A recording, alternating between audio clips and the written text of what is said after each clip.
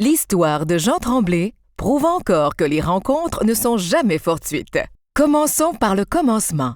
Né à Villeroy en 1962, fils de Béatrice et Léopold, Benjamin d'une famille de 4 enfants. Jean, pour moi, c'est en premier lieu mon patron, qui est devenu un ami avec le temps. Parce que ça fait déjà 15 ans que je travaille avec lui. Et c'est comme aux premières journées, j'aime encore beaucoup ça. Ma première rencontre s'est faite avec Jean il y a 7 ans. C'était pour une entrevue d'embauche. De là, j'ai commencé à travailler pour l'entreprise à Provencher et Fils, dont Jean est le propriétaire. Et au fil des ans, c'est une amitié avec le temps. Et puis, c'est mon patron, mais aussi un ami que je considère.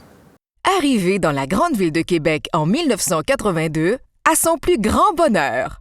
Si les 3 qui le précédaient avaient eu le droit de goûter à la vie de citadin, il ne voulait pas être en reste. C'est donc dans la vieille capitale, à l'Université Laval, qu'il obtient un baccalauréat en administration et sciences comptables en 1985. 3 ans passés dans les bureaux comptables à titre de vérificateur. La question: pourquoi avoir dépensé autant d'argent pour faire des études qui l'amenaient à faire un travail qui ne le passionnait pas? Il y trouvait malgré tout des avantages. Si ce qu'il faisait ne l'enivrait pas, les clients qu'il rencontrait, des hommes et des femmes d'affaires, étaient eux des passionnés de leur entreprise et de ce qu'ils faisaient au quotidien. Il les trouvait stimulants.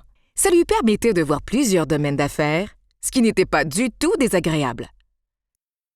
De prime abord, Jean, c'est un homme qui est très, très réservé.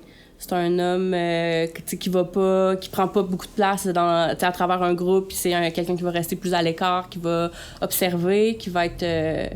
il va pas parler de ses exploits ou de sa vie personnelle d'emblée. Jean, c'est une personne très travaillante, qui est assez souvent de bonne humeur. Lorsque je pense à Jean, je pense à une personne qui est très généreuse, qui donne envers la communauté, qui est conscient de l'environnement de les municipalités ou les villages. Il est impliqué dans la municipalité où il réside. C'est une personne qui a, lorsqu'il a la chance de pouvoir donner, le fait d'emblée, et puis je pense que ça lui fait énormément plaisir. Moi, ce que j'admire le plus chez Jean, c'est vraiment son attention à travers les gens. Il pense souvent aux personnes avec qui on travaille, bien sûr, pour que ces gens-là soient bien, qui aiment venir travailler le matin quand ils partent pour s'en venir chez nous, aux équipements. Il veut toujours faire plaisir à ceux qui l'aiment. Il n'y a pas un grand cercle, mais son cercle rapproché, il va vraiment toujours chercher à faire le petit plus, là, trouver une façon de nous faire plaisir puis de nous rendre heureux. C'est un client entrepreneur qui lui propose d'être son contrôleur. Alors, grâce à une simple rencontre, Jean Tremblay, mi-vingtaine, quittait l'emploi qui ne le passionnait pas pour œuvrer pendant 7 ans dans la construction résidentielle et commerciale. Ensuite, pendant 8 ans, on lui confie le rôle de directeur financier d'un groupe de compagnies de 300 employés dans les secteurs manufacturiers de la construction et des portes et fenêtres. Ce sont ces 2 emplois et surtout les dirigeants de ces entreprises qui sont responsables du développement de sa fibre entrepreneuriale. Peut-être dû à une crise de la quarantaine, il voulait de nouveaux défis. Il voulait plonger dans un nouveau domaine, mais lequel? Encore une fois, la vie s'en est chargée. Les gens ne croisent pas notre route sans raison. L'entreprise de la famille de sa conjointe, Sylvie Provencher, était en croissance et avait besoin d'un contrôleur pour suivre la cadence. Défi intéressant, nouveau domaine, petite PME en croissance, mais pas certain que le domaine de l'agriculture le passionnerait. Finalement, l'histoire le dit, il décide de faire le saut. C'est de cette façon que les équipements Provencher entrent dans sa vie. Jean a le défaut de ses qualités. Travaillant, c'est bien, mais de l'être trop, des fois, il pense peut-être pas tout à fait assez à lui. Un défaut coquin que je m'amuse à taquiner Jean, c'est ce qui est salé. Jean aime tout ce qui est salé. Donc, chips, peanuts salés, etc. Donc, c'est à mettre sous clé quand on est en sa proximité. L'entreprise connaît une rapide progression. Il devient copropriétaire. Le bâtiment ne correspondant plus à leurs besoins, un agrandissement s'impose. Après s'être assuré que les employés suivraient, en 2009, le choix du nouvel emplacement s'est arrêté sur le parc industriel de Sainte-Eulalie, parfaitement positionné. Bien, il y a à peu près, je dirais, environ 10 ans, il nous a fait une petite frousse, il nous a fait une crise de cœur. Et je trouve ça bien qu'il ait accepté que la Fondation Jean-Pierre Desprez l'honore cette année. Je suis pas étonné que ce soir, Jean soit honoré. Pour moi, Jean est un grand citoyen. Il est impliqué dans la municipalité de Sainte-Eulalie. C'est une personne qui désire toujours acheter local et de travailler avec des services qui sont locaux. Il ne va jamais prendre la place, va jamais se mettre sous les feux de la rampe.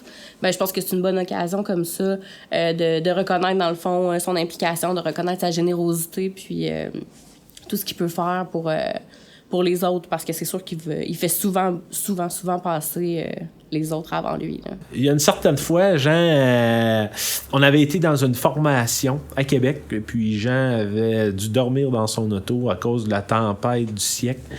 Puis Jean demeurait pas loin, avait décidé d'aller dormir chez lui, mais les routes avaient été tout bloquées, donc Jean avait passé la nuit dans le chemin et puis il avait finalement dormi presque dans sa voiture. Le lendemain matin, il n'avait pas passé la nuit sur la corde à linge, mais il n'avait pas une gueule de champion. Il a l'habitude de nous amener à chaque année voir les baleines aux Escoumins. On va toujours en famille, il loue un condo, puis il nous invite à chaque année à y aller avec lui. Puis la semaine avant, en discutant avec ma mère m'apprend que c'est pas cette fin de semaine-là, finalement.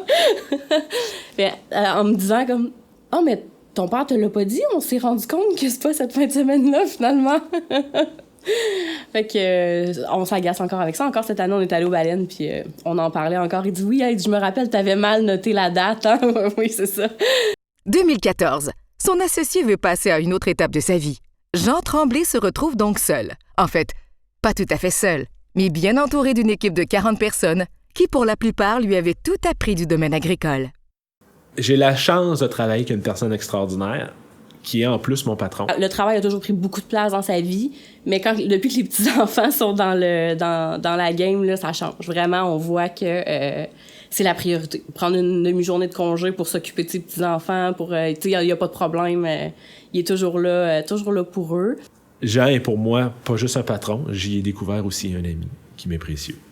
Jean, c'est quelqu'un qui vaut la peine d'être connu, même si à la première vue, il semble être difficile d'approche. Ce grand voyageur a parcouru plusieurs pays d'Europe, visité la Russie et le Maroc. Quand on passe sa vie à vouloir de nouveaux défis et briser la monotonie, normal d'être féru d'histoire, de mode de vie des gens et d'architecture du monde. Il est où le bonheur? Il est où? Il est où? Il est où? Il est où le bonheur? Il est où? Il est où? Il est où? Yeah!